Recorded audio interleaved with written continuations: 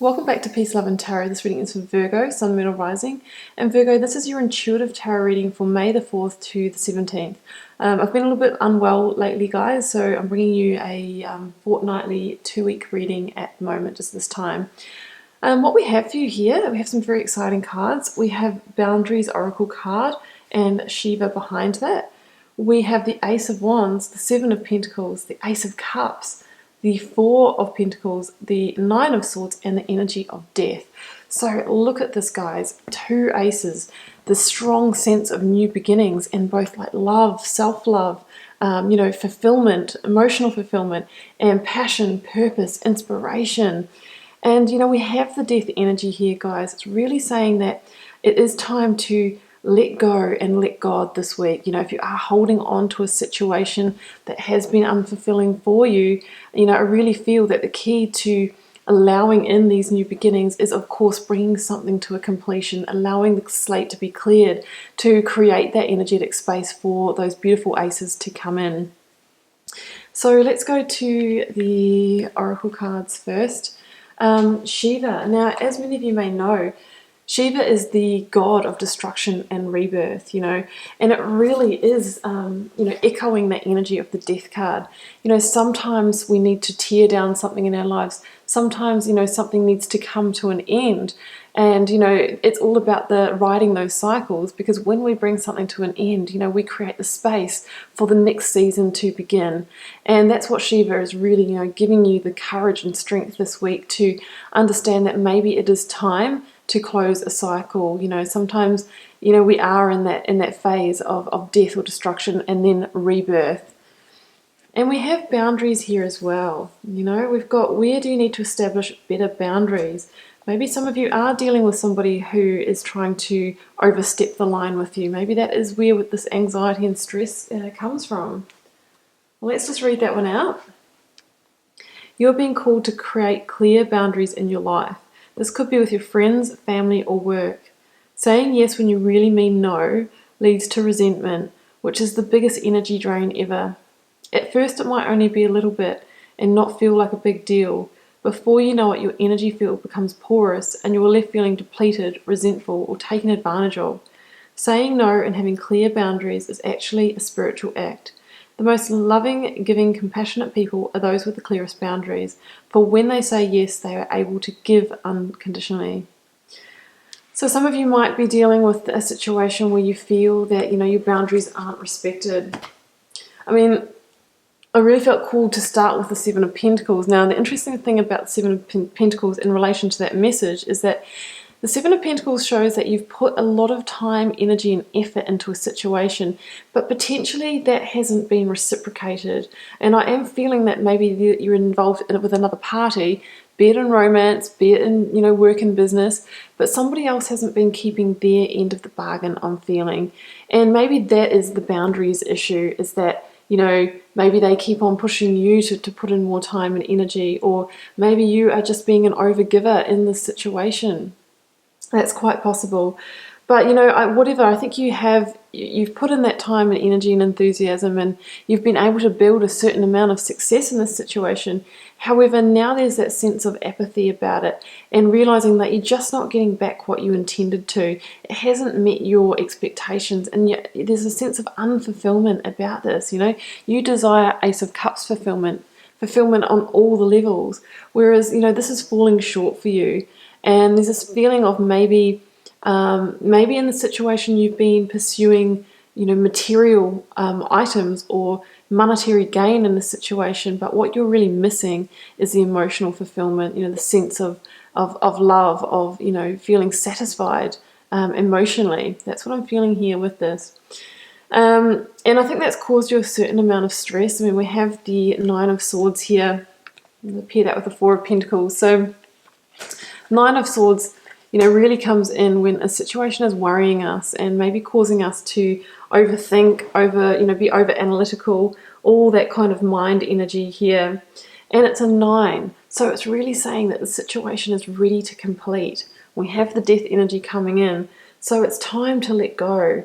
And I feel that the Four of Pentacles is showing that I think you've really tried to hold on to this situation, to keep it going, maybe past its use by date, but it is time to let go and let God this week, you know, allow things to naturally unfold rather than maybe like holding on too tight or grasping onto that situation. Yeah, and there is I do sense that there could be something financial involved in this situation.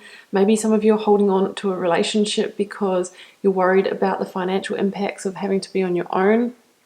If it's a work situation, you know, it could be the same. Said you've been holding on to a job that's, you know, unfulfilling for you because, you know, you're really worried about, you know, what that's going to mean for you on a financial sense.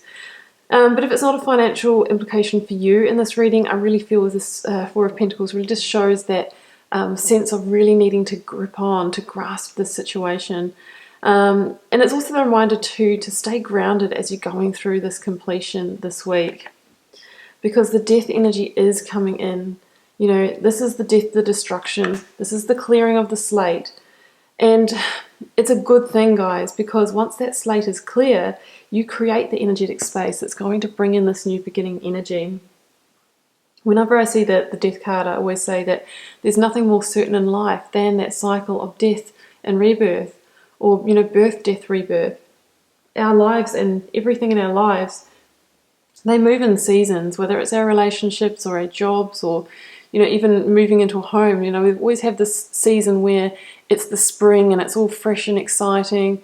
You know, there's the summer where we're just really enjoying it. And then eventually there always comes the winter, you know, where things die off. And, you know, we need to allow that to happen because that's what enables that beautiful new spring to start again in that cyclic way.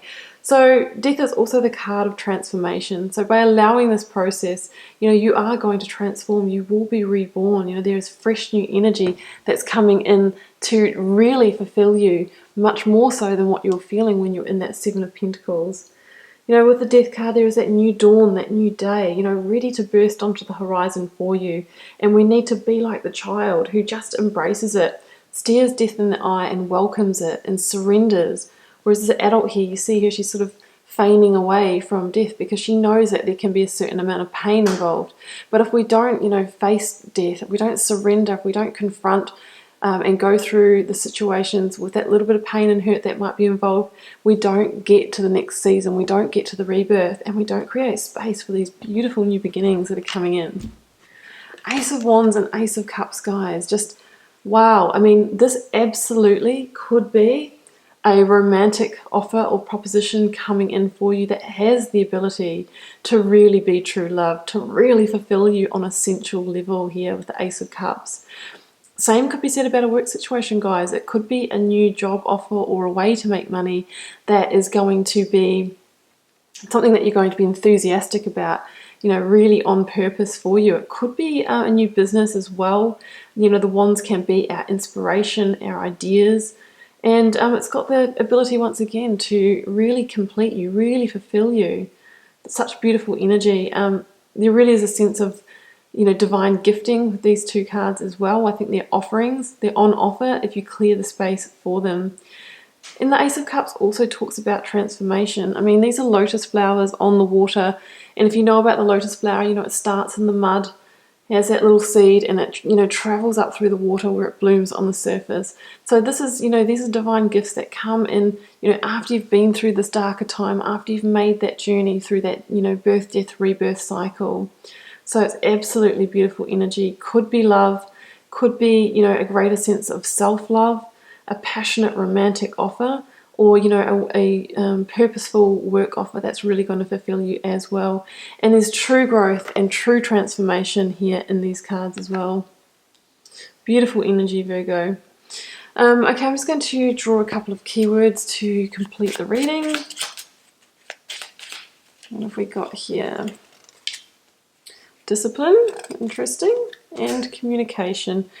Yeah, okay, so I think discipline, you know, just make sure this week with that discipline that, you know, you really do embrace this death energy and have the discipline to connect with it and really allow it. You know, sometimes it's really easy to, like I said with the adult here, to feign away from it, to go, oh, I'll I'll face that situation tomorrow, I'll confront it, I'm just going to hold on to it a bit longer, I'm going to keep it going. There might be a sense of discipline required to say, actually no, I'm going to have that hard conversation, I'm going to bring this to completion. And that might be why we have communication here, because there could be a communication that is going to be the trigger for this completion, for this death energy. So we must have the discipline to say, okay, the timing is now, I'm going to grab the moment, I'm going to sit down and talk to that person because I know this needs to happen. And as soon as I know that's going to happen, yes, I might go through some pain, but I know and I trust that there are beautiful new beginnings on their way to me. Okay, Virgo, I'm going to leave it there. I hope you enjoyed the reading. Do keep in mind it's a general reading, so it won't be for every one of you guys.